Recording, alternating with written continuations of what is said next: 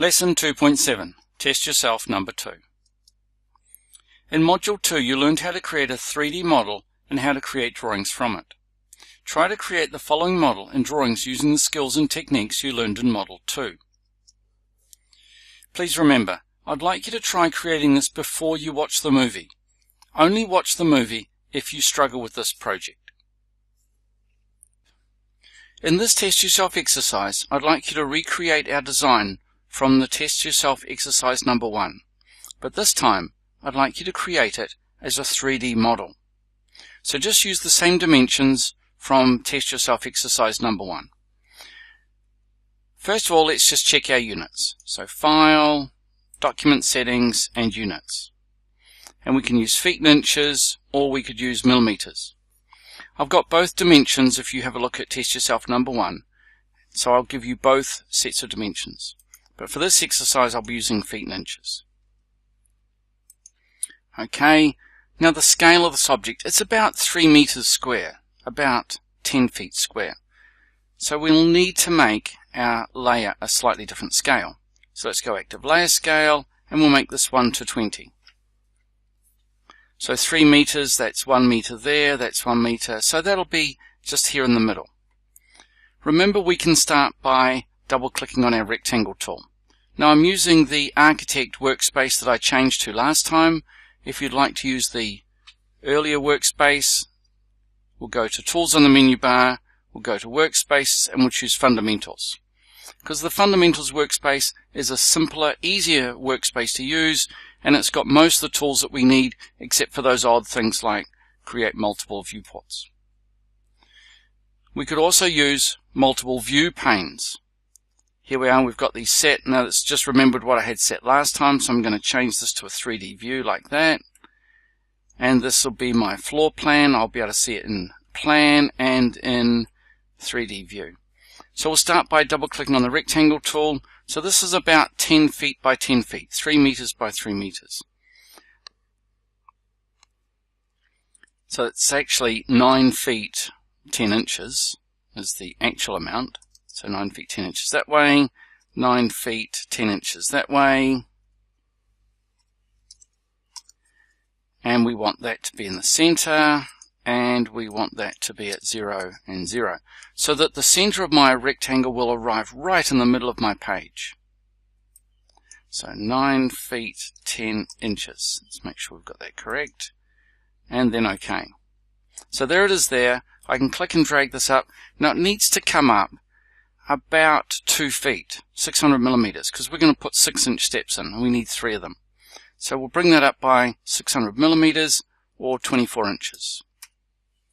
And you can see what's happening here is our object is actually starting to appear as our model goes in there. So I'm just going to click on this button here, Fit to Objects. You can see it's a very distorted 3D view. And I'll start with a top plane view and then go to an isometric, so that's better.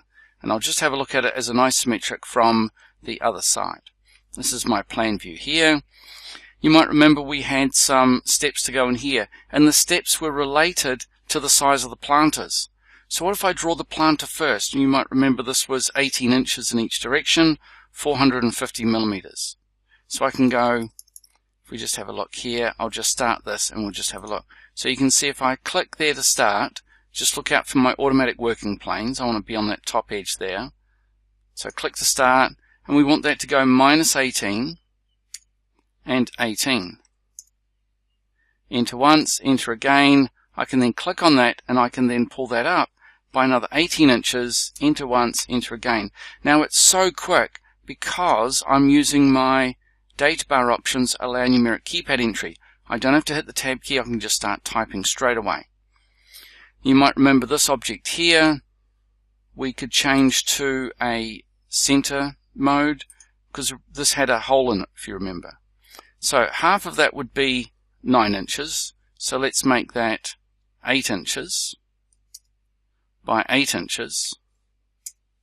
Enter once, enter again, and then I can grab hold of that and I can pull this down. I can pull that down by 17 inches, minus 17, enter once. And just remember, hold down the Alt key, click once, and that'll create a solid subtraction. And so that will make a copy of that object.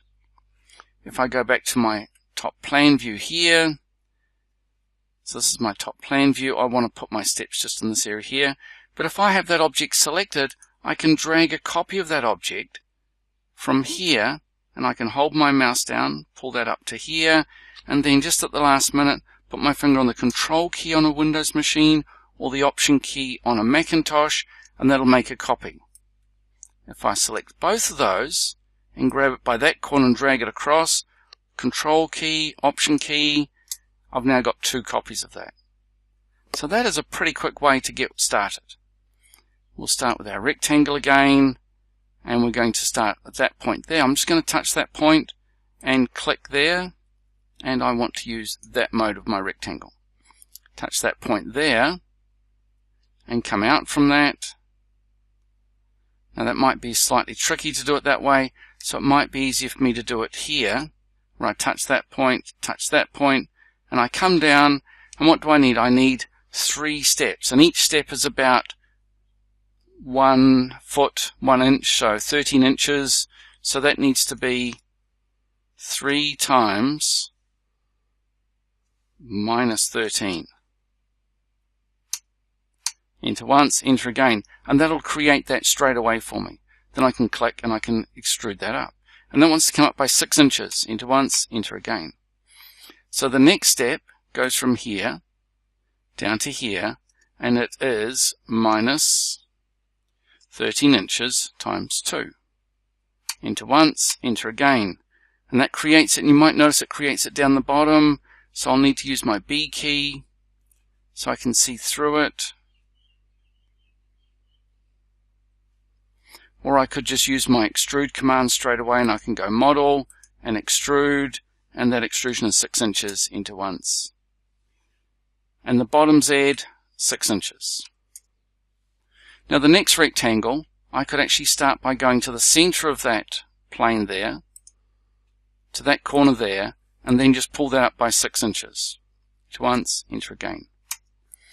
And there it is, I've created my steps. Remember my control, I can spin around. Now we do have a rectangle to put in this area here, and that rectangle needs to be a specific size. So if we go back to our plane, you might notice that it was 18 inches deep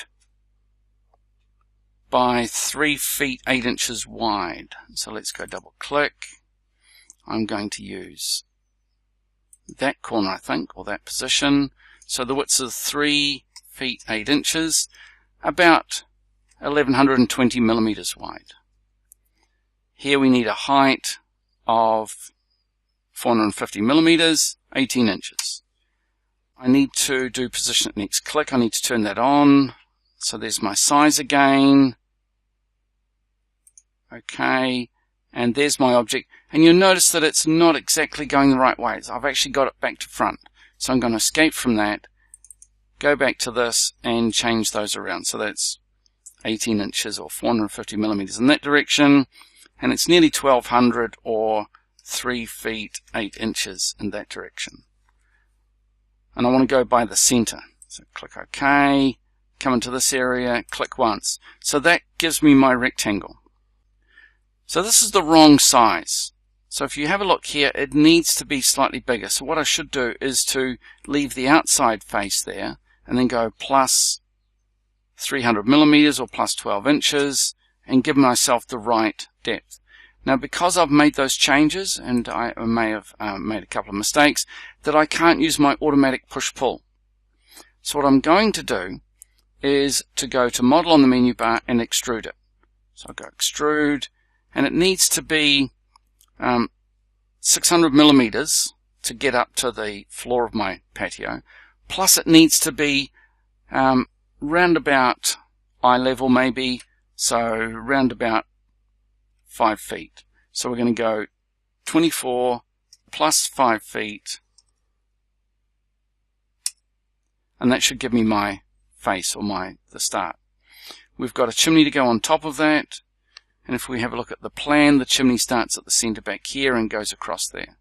So circle tool, so let's start there. We'll come across to the center point, and I just need to change my mode, and then I can grab hold of that and I can pull that up, and there's the start of my chimney. What about the table and chairs?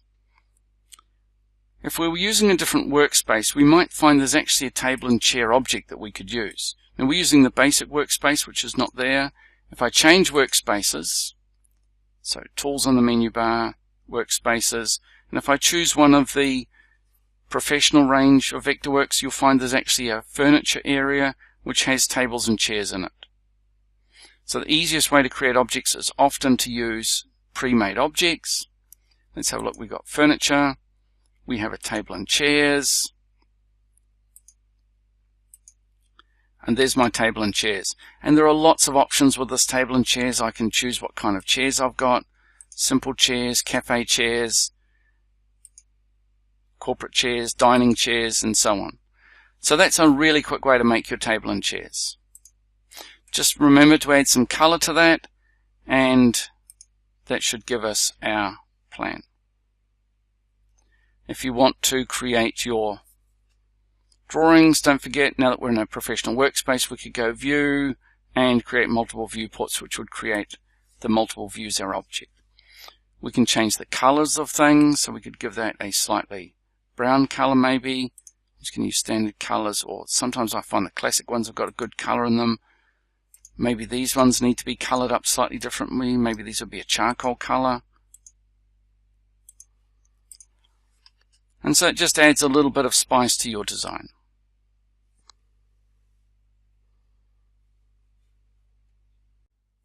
This is the end of Module 2. In Module 2, you learned how to create simple 3D models. You learned how to control working planes. You learned how to control 3D viewing. You learned how to create drawings from a 3D model. And you learned how to place and edit a simple light.